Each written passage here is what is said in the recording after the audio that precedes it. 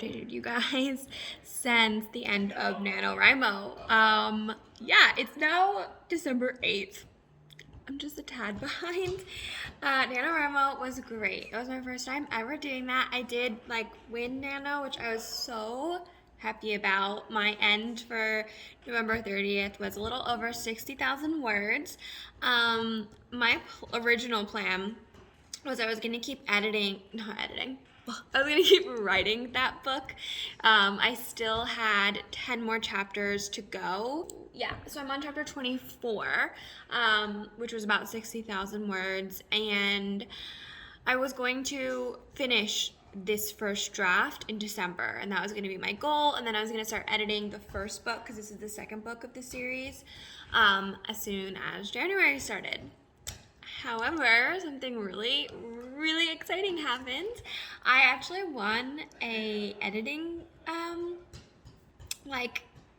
giveaway, I guess you could say, for Glasswing editing, and I am so excited. She is wonderful, so nice. We've been just chatting a little bit about my book, and I have to have the final draft done by February 1st, so at least 80,000 words of it, which my first book is 122,000. So yeah, I'm trying to work on cutting it down a little bit and just getting rid of unnecessary things, and I'm really trying to edit it and have it be where I want to. I'm actually gonna have one of my first beta readers read it as I go, and then I'm gonna submit it to her for editing, and then I'm gonna have more beta readers read it, just so it's kind of more staggered, so if I do make changes I get fresh eyes on it. So that's my plan for December. It is gonna be so busy. For the editing part, I'm on chapter 3, and that is about it. And in reality, I'm on chapter 2 because I decided when I was editing to split chapter 3, so I didn't really get to my true chapter 3. Yeah, so it's gonna be really exciting. I'm actually really excited to go back and work on the first book, and then I think once I submit this, and once I'm done with this editing, I'm gonna go back and write the second. I'm really excited. But I wanted to come on here and just see if other people struggle with this. So when I am writing my first draft, I am good as far as distractions go. I can zone in and write, and I get totally engulfed in my story, just like when you're watching a movie or reading a good book. Same is not for editing. I like editing, I don't dislike it, but I really struggle with focusing. I think I need to try the writing sprints, but for editing, because I'll edit maybe for 10 minutes, 15 minutes if I'm being generous, and then I'm just oh, let me go on here, let me go on this. I get distracted. So I think it just takes me longer to edit. So I'm gonna try to work on different things like that to get myself better at that. So, because this is gonna be my first vlog after NaNoWriMo, I just wanted to share some editing tips because that is what I'm gonna be working on now. So I thought it would be very fitting to talk about editing in this one. I'm just gonna share 5 or 6 tips so far that I have come up with that has helped me with the editing, and I'm sure I'll have a lot more tips as I go, but this is what I have right now. So the first one is to give yourself a break. So when you finish your rough draft with the book, take a break, either refill that inspiration bank, or work on another writing book, which is what I did with my second book in Nano.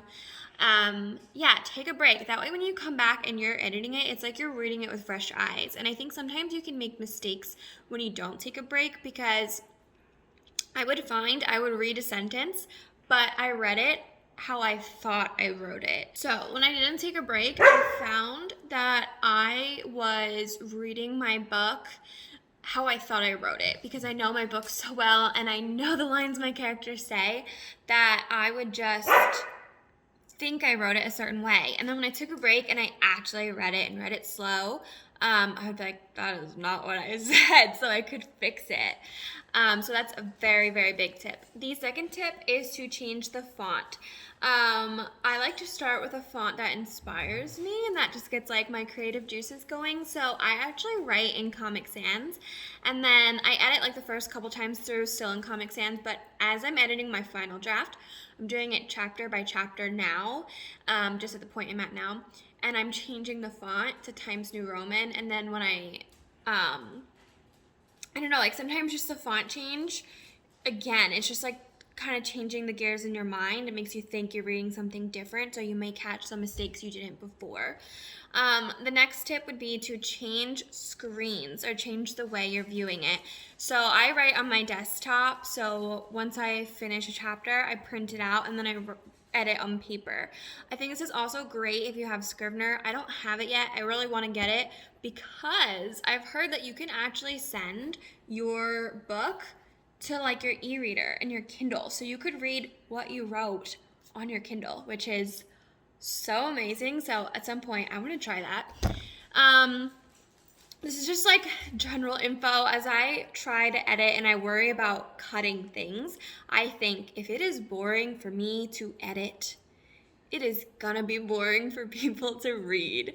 And I really, really try to think of that because I have chapters and I'm like, oh yay, I can't wait to like edit this chapter and do this chapter. And yeah, that chapter is great, but it just makes me think that I need to work on the other chapters that I don't feel that way with.